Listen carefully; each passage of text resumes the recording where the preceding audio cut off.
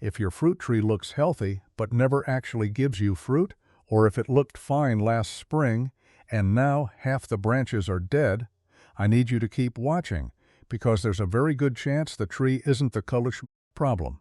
You are. And I mean that in the kindest possible, because almost everyone makes at least 3 or 4 of the mistakes I'm about to walk you through, and most of them take 30 seconds to fix once you know what you're looking for. Here's the thing about fruit trees that nobody tells you when you buy one from the nursery. They're not like a tomato plant you can baby for one season and then rip out if it doesn't work. A fruit tree is a 10, 20, sometimes 50-year relationship, more like adopting a slow-growing pet than buying a disposable seasonal plant. Which means small mistakes don't just cost you this year's harvest. They compound quietly in the background year after year. A tree planted 2 inches too deep doesn't die immediately. It just quietly struggles for 3 or 4 years, looking a little worse every season, dropping a few more leaves each summer, until one day it's gone, and you're standing there with no idea why, because nothing dramatic ever seemed to happen. That's actually the scariest part of fruit tree mistakes, compared to, say, killing a houseplant. A houseplant tells you fast. It wilts in days. A fruit tree can carry a fatal mistake silently for years, while you assume everything's fine, right up until the season it just doesn't leaf out again. So let's fix that, one mistake at a time. 14 mistakes, in the order they'll actually hit you. Starting with the one that happens before your tree even goes in the ground, and ending with the mental trap that quietly defeats almost every home grower eventually. Mistake number 1, planting at the wrong depth. Hands down, one of the most common tree killers there is, and it's completely invisible for years. Every fruit tree has something called a root collar. That's the spot right at the base of the trunk where the roots flare out and transition into the trunk itself. That spot needs to breathe. It needs oxygen. If you bury it under a few inches of soil, even slightly, you're creating the perfect environment for crown rot and fungal infection to move in, slowly, quietly, from underneath, completely out of sight below the soil line. And here's the sneaky part. Buried root collars also encourage something called girdling roots, where the roots start growing in a circle around the trunk instead of spreading outward the way they're supposed to, and over years, they literally strangle the tree from the inside, cutting off its own supply lines. The fix is simple. When you plant, that root flare should sit slightly above the soil line, not below it. If in doubt, plant a little high rather than a little low, because soil naturally settles over time, and a tree planted flush often ends up buried within a year or two anyway. Trees planted at the correct depth survive dramatically more often than trees that are buried too deep. We're talking a massive difference in long-term survival, all from getting one measurement right at the very start. Mistake number 2, planting at the wrong time of year. A lot of people buy a fruit tree in June because that's when the nursery display looks amazing. The tree is already leafed out and looking gorgeous, and they're excited to get something in the ground immediately. Then they wonder why it struggles all summer. Here's why. Summer heat forces a brand new tree to fight for survival instead of putting energy into growing roots. It's stressed, it's thirsty, and its root system, which just got disturbed and reduced during transplanting, is way too small to keep up with what the heat is demanding of it. The best time to plant in most climates is late fall or very early spring, while the tree is dormant and the weather is cool. That gives the roots months to quietly settle in and establish themselves before they ever have to deal with summer stress on top of transplant stress. 2 stresses at once is a lot to ask of a brand new tree. Mistake number 3, and this one surprises people every single time. Overwatering kills more trees than underwatering does. I know that sounds backwards. Everyone's terrified of underwatering, so they overcorrect and drown the poor thing instead, checking on it daily, and adding more water anytime the soil looks even slightly dry. But roots need oxygen just as much as they need water. When soil stays constantly soggy, especially heavy clay soil that doesn't drain well, the roots essentially suffocate and start to rot from a lack of air rather than an excess of thirst. The fix is deep, infrequent watering rather than a little sprinkle every day. Water deeply, let the top few inches of soil actually dry out, then water deeply again. And before you even plant, check your drainage. Dig the hole, fill it with water, and see how long it takes to disappear. If water is still pooling in the hole a day or two after heavy rain, that spot is a drainage problem waiting to happen. And no amount of careful watering afterward will fully fix a hole that simply can't drain. Mistake number 4, mulching it wrong. Mulch is genuinely great for fruit trees. It holds moisture, regulates soil temperature, and keeps competing weeds down. But there's a very specific way people mess this up, and it's so common it has its own nickname in the gardening world. The mulch volcano. That's when someone piles mulch up in a tall cone shape directly against the trunk. Often, because it looks tidy and deliberate, almost like a little landscaped feature. It looks nice. It is quietly killing your tree. Mulch touching the trunk traps moisture against the bark constantly, and that constant dampness invites rot, fungus, and even pests to move in right at the most vulnerable part of the entire tree. The fix is simple. Keep a 2 to 4 inch layer of mulch spread out in a wide flat ring, but leave a gap of a few inches right around the trunk itself, like a donut, not a volcano. The mulch should never actually touch the bark. Mistake number 5. Planting your trees too close together. This one feels harmless at first because young trees are small and the space between them looks huge, almost wastefully empty. But fruit trees grow, and they grow faster than most people expect once they're established. When trees are planted too close, their root systems start fighting each other underground for water and nutrients long before you ever notice the branches touching above ground. Crowded trees also block airflow and sunlight from reaching each other's canopies, which sets the stage for fungal disease later on, since damp, shaded, still air is exactly what fungal spores love. Before you plant, actually look up the mature spread of whatever specific variety you're growing. And give it that space, even if it looks a little silly and sparse for the first couple of years. Future you, standing in a well-spaced, healthy orchard, will be thankful you resisted the urge to cram things in. Mistake number 6. Skipping pruning entirely because you're scared of hurting the tree. Pruning feels aggressive. You're taking a sharp blade and deliberately cutting off living branches on purpose, which can feel counterintuitive when your goal is to help the tree thrive. But here's the truth. Not pruning is worse than pruning. An unpruned tree ends up with dense, tangled growth that blocks light and airflow from reaching the middle of the canopy, and that creates the exact damp, shaded conditions that fungal diseases love to spread in. On top of that, an unpruned tree often ends up carrying way too much weight on weak, poorly positioned branches, and when fruit finally does come in, those branches can literally snap under the load, sometimes taking a chunk of the trunk with them. Pruning every year during dormancy isn't optional maintenance, it's a core part of keeping the tree structurally sound and productive for its entire lifespan. Mistake number 7, pruning at the wrong time of year. Timing actually matters a lot here, and it's different depending on the type of tree, which trips up a lot of people who assume all pruning rules are universal. Most fruit trees should be pruned while they're dormant, in late winter before new growth starts, since the tree isn't actively pushing sap and heals more predictably. But there's an important exception. Stone fruits like cherries, plums, peaches, and apricots are highly vulnerable to a fungal disease called silver leaf, which spreads most aggressively in cool, damp conditions. For those trees specifically, you actually want to prune in midsummer instead, when the risk of that particular fungus is much lower, and any pruning wounds will heal quickly in warm, dry air. Prune a stone fruit tree in winter following the generic advice, and you might unknowingly be opening the door to exactly the infection you were trying to avoid. Mistake number 8. Over-pruning, or what's sometimes called topping.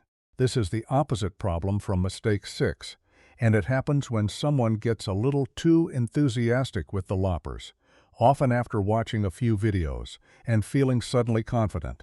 Removing too much material at once, especially if you cut off the main leading branch entirely, can send the tree into shock.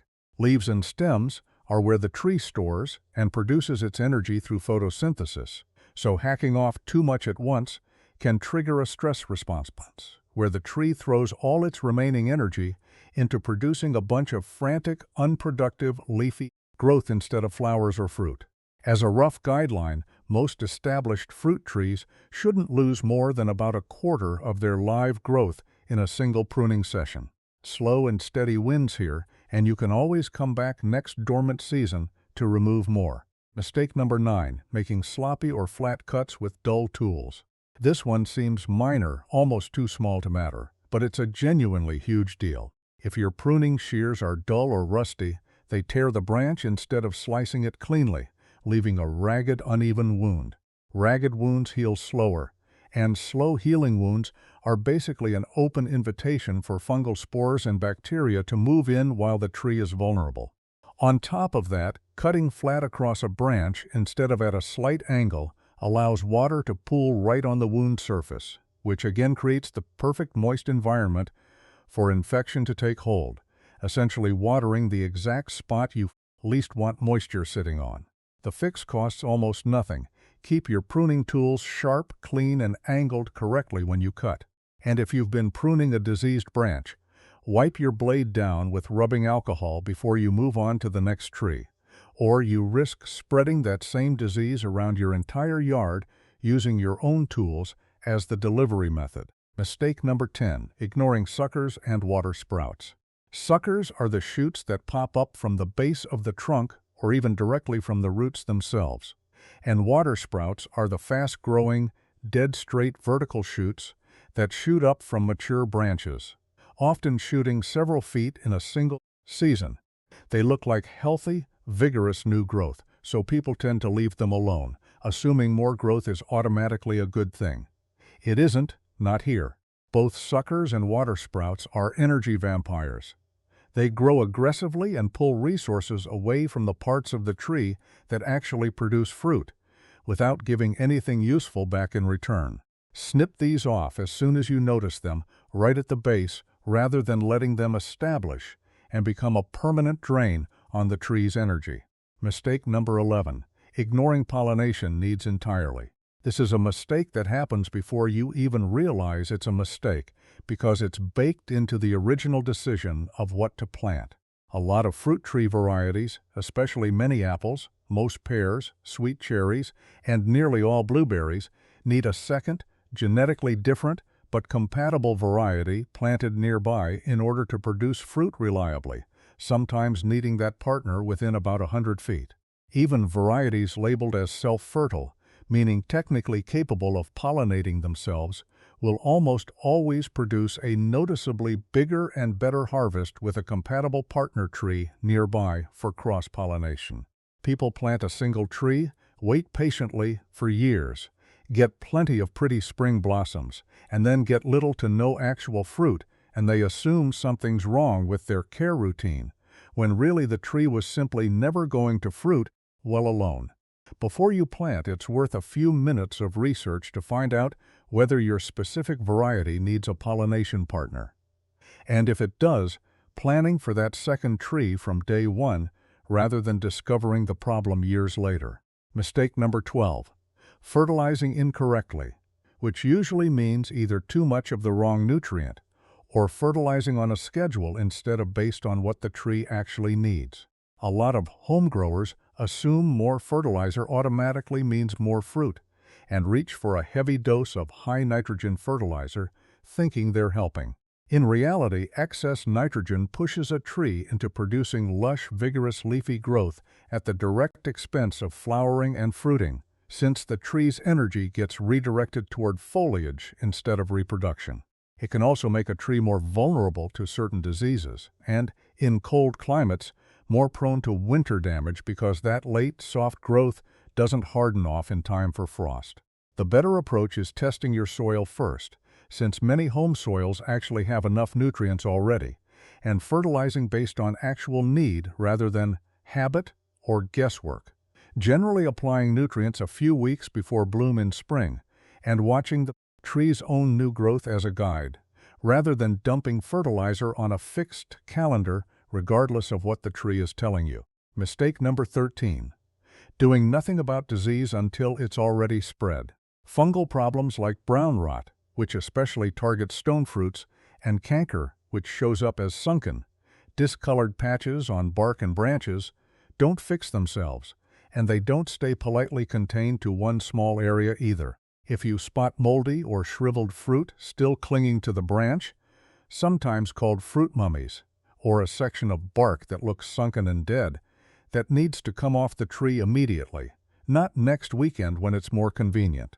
Left in place, infected material becomes a constant source of new spores that reinfect the tree, and potentially every other fruit tree nearby, season after season, essentially turning your own yard into an ongoing infection source. When you remove infected wood, don't just toss it in your regular compost pile, bag it or burn it, so you're not accidentally spreading the exact problem you just removed right back into your own garden through the compost you'll spread later. And mistake number 14, the one that quietly undoes almost everyone eventually, and it isn't really a technical mistake at all. Expecting instant results and giving up too early. Fruit trees are not fast plants. Depending on the type, a newly planted tree might take anywhere from 2 to 5 years before it produces a real, meaningful harvest. In that early window, it's completely normal, expected, actually, for a young tree to put out flowers and then drop them without fruiting, or to grow mostly leaves with barely any fruit at all, while it focuses on establishing roots and structure first. A lot of people see that and assume something seriously wrong, panic, and either overcorrect with a mistake we already covered, like dumping on extra fertilizer or overwatering out of anxiety, or just give up on the tree entirely and let it fend for itself out of frustration. Patience is genuinely a technique here, maybe the single hardest one to practice, because it requires doing nothing dramatic for years while trusting the process.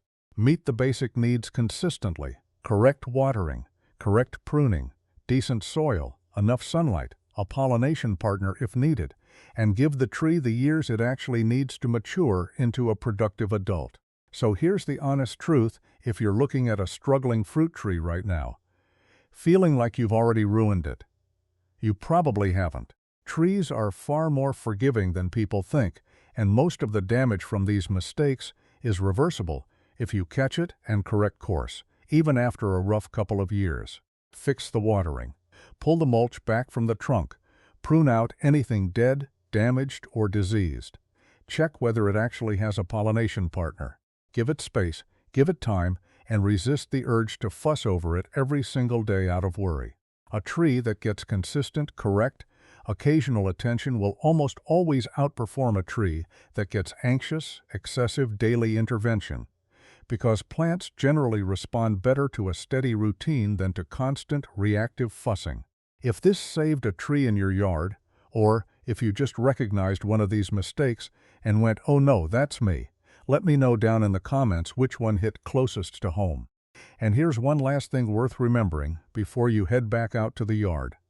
Almost none of these 14 mistakes require special equipment, expensive products, or advanced knowledge to fix.